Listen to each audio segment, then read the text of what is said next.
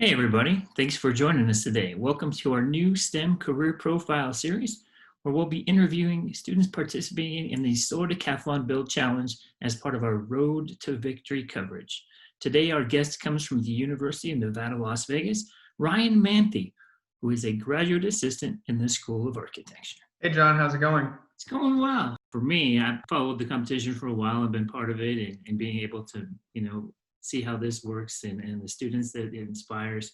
And I have a Solar Decathlon hat. I think you might have something from the Solar Decathlon that you have from your days. I got a pair of sunnies. Very nice. Little So Solar once we've Decathlon got our props, we are ready to go. Yeah.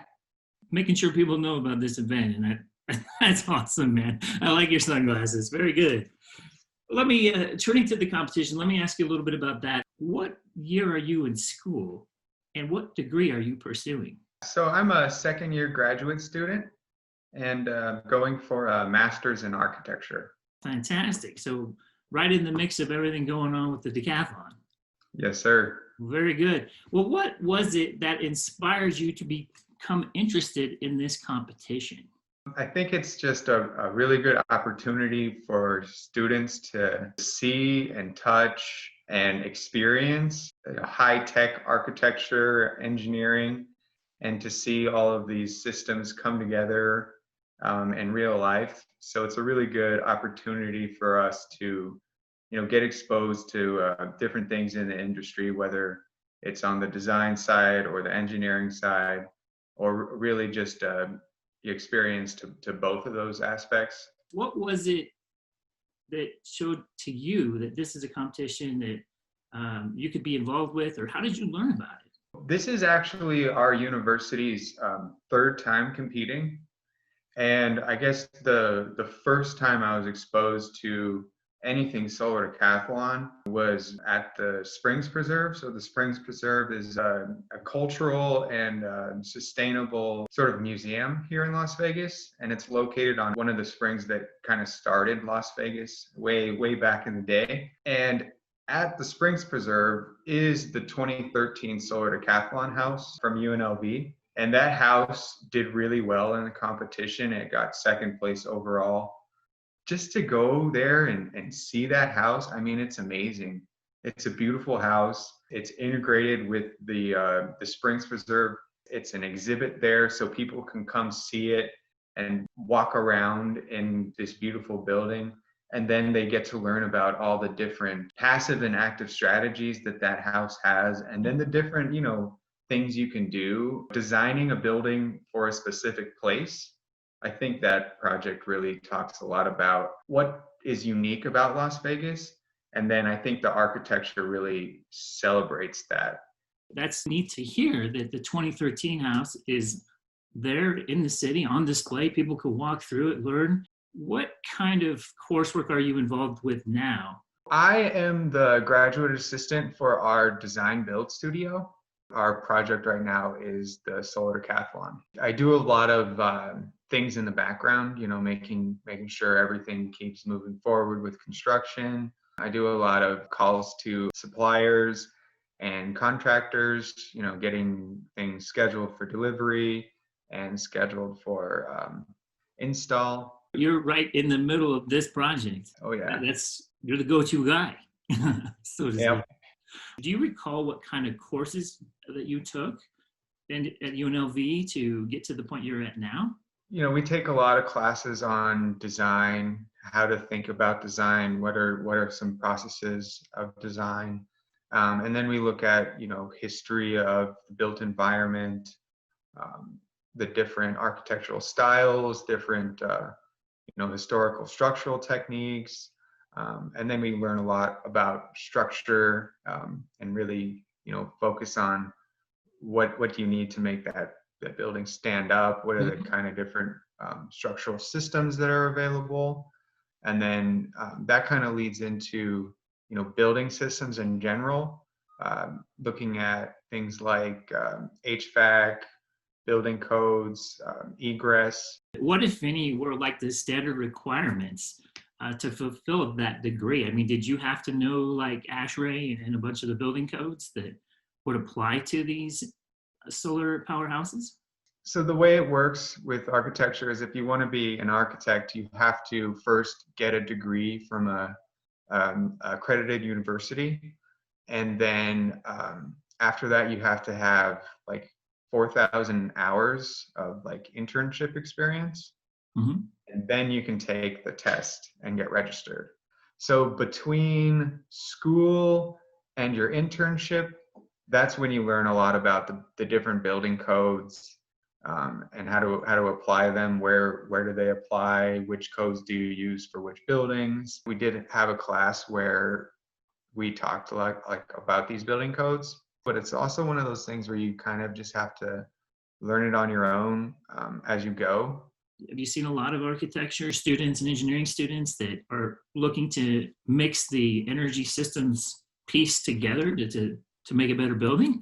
Yeah, I think you see that a lot right now, and especially because it's, we have all these other issues to where designing sustainably is really the only way moving forward, or at least how I see it. So yeah, I think there's a lot of push towards making really better buildings, because if you look at the history of our built environment, we used to design buildings for the place they were built, because we didn't have things like air conditioning or electric lighting. So buildings had to be built for the place, otherwise it wouldn't be inhabitable.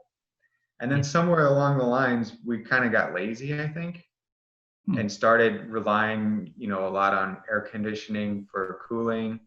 And then buildings just kind of got bad. So I think that it's a great thing that we're moving back towards designing for the local climate, designing for the place, and really just making a better building overall. And it's our opportunity to make the world a little bit better place, by doing one little thing in this building that saves a little bit of energy here, and then maybe makes somebody's life a little bit happier. Along those lines, I mean, obviously that's very inspiring, but speaking of classes, do you remember what was your favorite class at UNLV? It has to be the design build studio. It lets us not only design and talk about design and materials, but it gives students hammers and makes them drive in some nails, which is an Let them entirely work hands-on experience, right? right. What was your favorite part about this competition?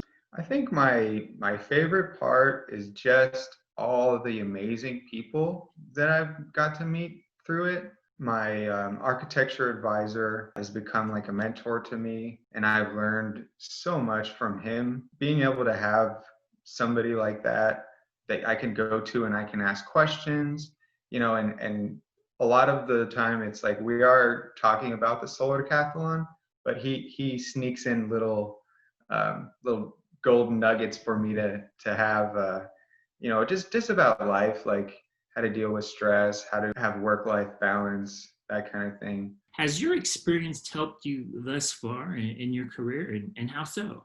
Oh yeah, the biggest thing is it's just real world experience. So learning about communication skills, and not just like architect to architect communication skills, which I think you already get in school. But the thing that you don't get in school is you don't get interdisciplinary communication skills, which is all the solar decathlon is all about.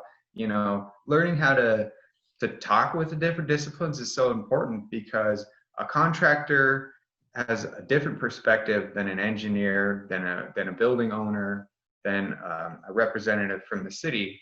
So everybody kind of speaks a different language. So Yeah. you've got to know what each specialty is all about, so you can answer their questions, the best way possible. But then also like make sure that your design is going the way you want it to.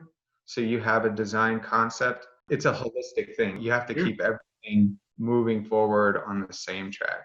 And just think for a second, if you were to go back and give high school students advice for career choice in architecture, knowing what you know now, what would it be? My advice for anybody looking at architecture or engineering is to just, go out and like look at buildings, walk around a building you like, look at YouTube videos about architecture and engineering, and just get your hands on every bit of material you can, read all the books you can. When I started to get into architecture, it was one of those things where the more and more I read, the more and more I wanted to read, and the more fascinated I became with it. That's a great answer. Just become more immersed in everything that's around you. Yeah. What are you hoping to be in your career the next 5 to 10 years? I hope that I'm continuing to do what I'm doing today, continuing to be inspired by design, continuing to draw, to make things, to build things. Hopefully, I'm buried under a stack of paperwork, and I've got all kinds of drawings surrounding me, and models. Well, we can't wait to follow you, man. I mean, what you've discussed today is very inspiring. Obviously, it's very personal to you to be involved with the design build piece and being part of that studio and educating your students. Ryan, we can't thank you enough. And it's been a pleasure. Really appreciate your time. And thanks for being a sport, being our guinea pig to be the first one in this series that we're doing. Ryan Manthei, everybody at UNLV. Be sure to check out the progress UNLV is making on their solar house, along with the progress being made by the rest of the competing teams. Go to www.solardecathlon.gov.